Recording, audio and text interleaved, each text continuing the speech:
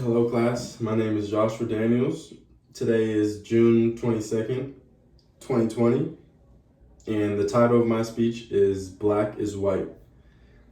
And I just want to start off by saying that these are trying times right now in America, and this is somewhat of a sensitive topic, but me being a African American student and person of color, I would like to just shed some light on kind of what is going on right now and just shed a little bit of light on the history of things when it comes to African Americans living in America.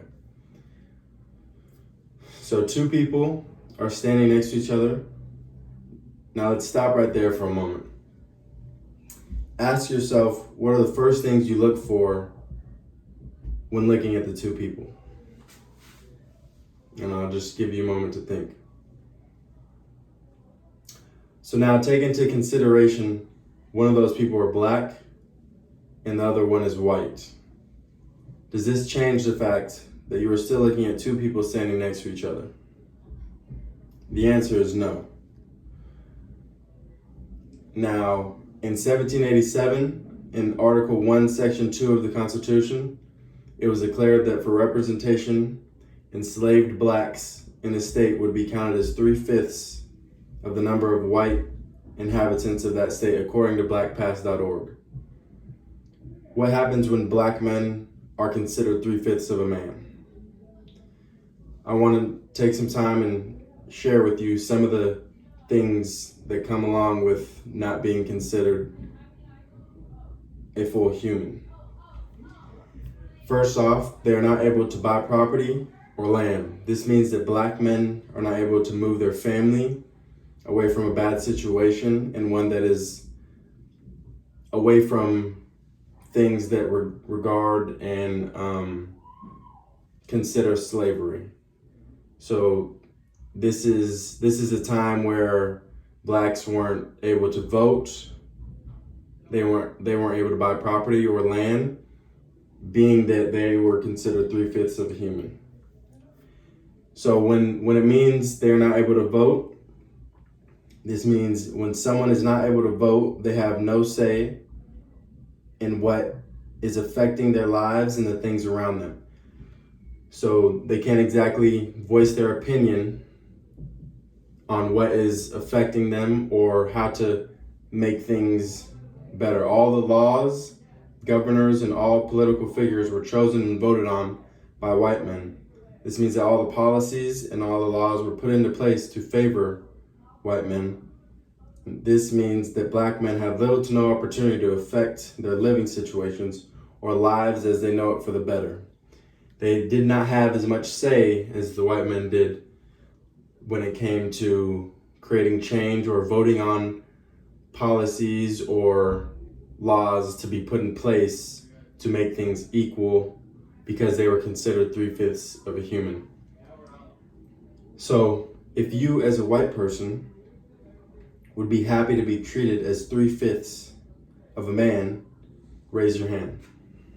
Now, I know I can't see you guys exactly because I'm speaking to my camera, but I'm sure that none of you would be raising your hand right now.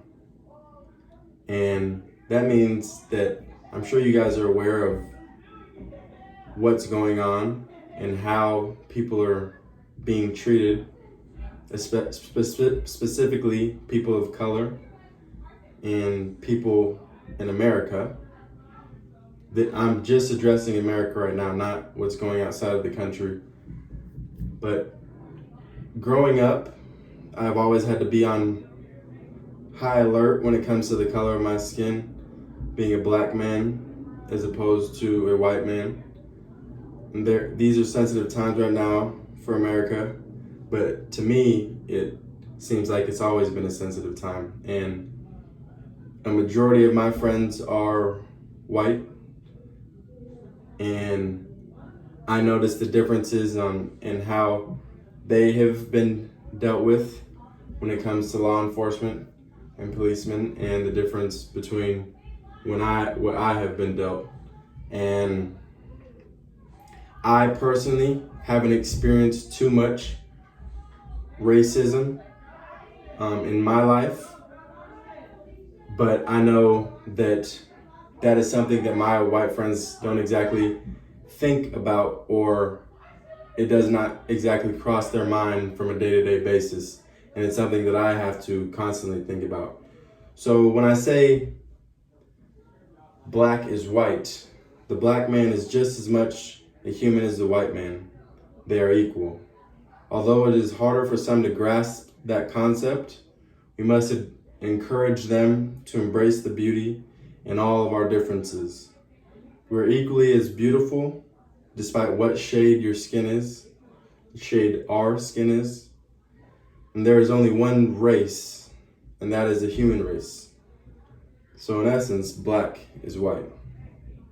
Thank you for your time, and I hope you gained some knowledge from this speech today. And I look forward to hearing back from you guys on what it means to you when people say Black Lives Matter. Thank you.